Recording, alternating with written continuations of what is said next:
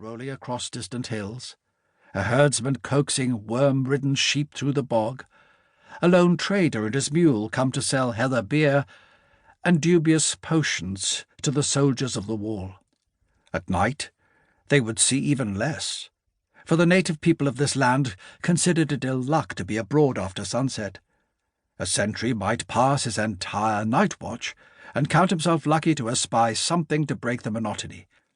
The ghostly sight of a white owl quartering the fields, perhaps, or the flash of distant lightning in the valley beyond. But not this night, for in the darkness there were shadows crawling through the bracken.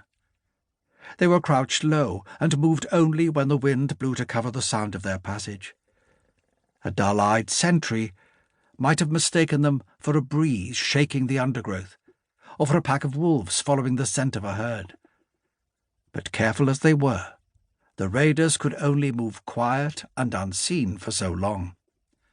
The scrape and rustle of leaves turning aside threatened to give them away, as did the rattle of a spearhead poorly socketed in the haft and singing in the wind.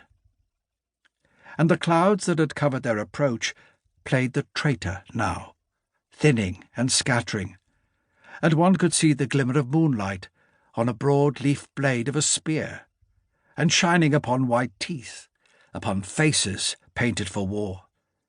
Yet still no alarm was sounding, no whisper of arrows stitching through the interlopers, no horns or signal fires warning the next mile castle along.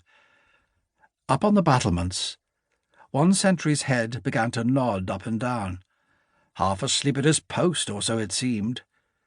Witchcraft, a charm of luck, or the favour of the gods, kept the raiders unnoticed as they drew closer and closer to the wall. But all luck runs out eventually, for the gods are fickle and jealous of good fortune. Open ground lay before the raiders, for the undergrowth had been cut back from road and fort long before. It was creeping back now, after many years of neglect, but still left bare terrain that no raiding party could hope to cross unseen. The shadows crouched there and waited for a time, trying to decide.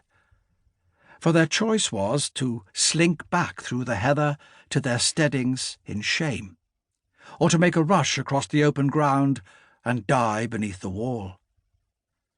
Hands flexed upon spears, eyes darted around to their companions. None wished to be the first to flee, or the first to chance their lives upon the open ground.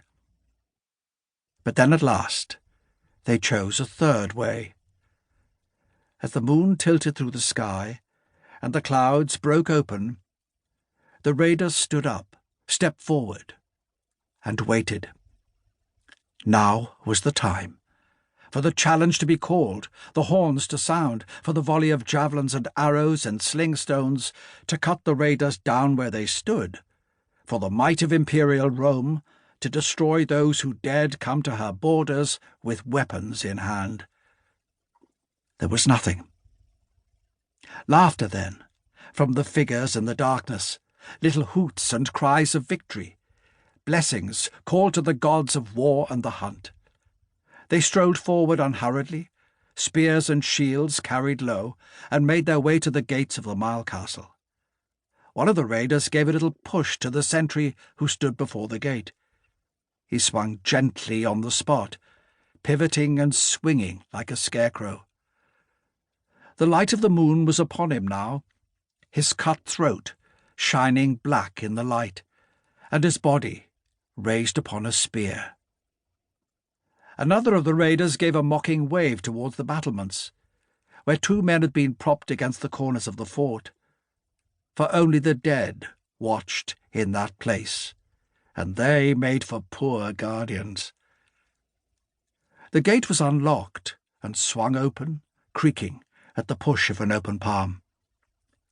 The rolling countryside beyond stretched out before the raiders, and suddenly there was a hesitance to cross that threshold, like children going to a forbidden place, children who, even if they are unwatched by their mother and father, still feel watchful eyes upon them, and fear the judgment that was sure.